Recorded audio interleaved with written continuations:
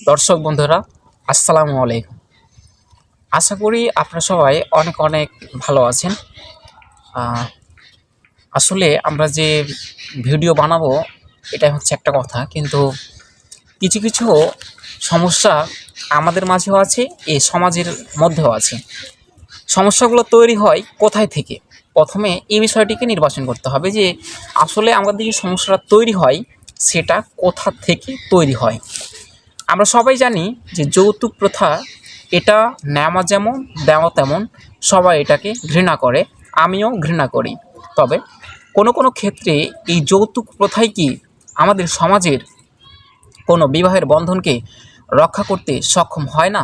অর্থাৎ আমি বলতে চাচ্ছি এরকম কিছু, যে আমরা যারা যৌতুকবিহীন মেয়েদের বিয়ে দিয়ে থাকি, তো নগদ মোহরে যেটাকে বলা হয়, সাপোজ 10,000, 20,000 অথবা 30,000 এরকম একটা মোহর দিয়ে দিল। এর কিছুদিন পরে হয়তোবা দেখা যায় যে পারিবারিক কিংবা স্বামী স্ত্রীর মাঝে একটা ঝামেলা বা সংশয় দেখা দেয়। এই ঝামেলা বা সংশয়কে কেন্দ্র করে এটা ডিভোর্স পর্যন্ত চলে যায়। এখানে ডিভোর্সটা হয়, এটা খুব শর্টকাটের উপরে হয়। এখন দেখার বিষয় হচ্ছে যে এই যে ডিভোর্সটা হয়ে যায়, এটা কেন হয় এত তাড়াতাড়ি? এটা হয়ে যায় ওই যে নগদ মোহর দিয়ে বিবাহ দেওয়া হয়, এই কারণেই কিন্তু তাড়াতাড়ি হয়ে যায়।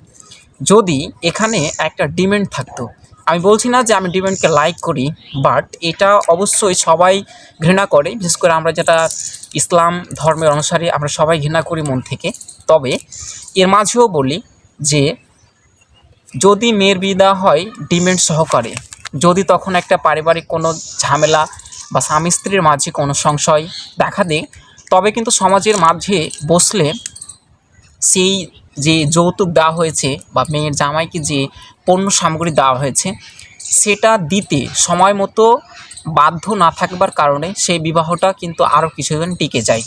আমি কিন্তু একবারও বলতে চাচ্ছি না যে এটা হালাল, কিন্তু আমি বলতে চাচ্ছি এতটুক যে যে জিনিসটা নিজের মেয়ের প্রোটেকশান দেয়, যেটা নিজের মেয়ের আত্মসম্মান রক্ষা করে, যেটা ভবিষ্যতের জন্য সিকিউরিটি হিসেবে কাজ করে, সেইটা কি দেওয়া উচিত নয়? কোনো মেয়ে জামাই যদি নিজের থেকে ডিমান্ড নাও নিতে চায়, এরপরও আমার মনে হয় যে জামাইকে কিছু একটা দেওয়া উচিত, যাতে করে ভবিষ্যতে মেয়ের যে একটা সিকিউরিটি থাকবে সে সিকিউরিটি হিসাবে এটা যাতে কাজ করে।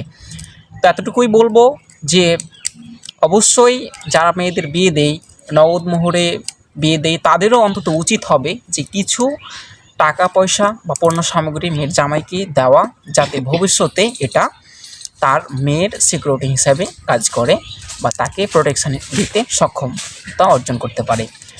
সেটাই ছিল আমার আলোচনা। জানি না আসলে কীরকম হয়েছে। আমি একবারও কিন্তু বলি নাই যে এটাকে আমি সাপোর্ট করি, বাট আমি দেখতে চেয়েছি তো আসলে ভালো কোন বিষয়টা থেকে হয়, এই জন্য এটা বলা আর কি।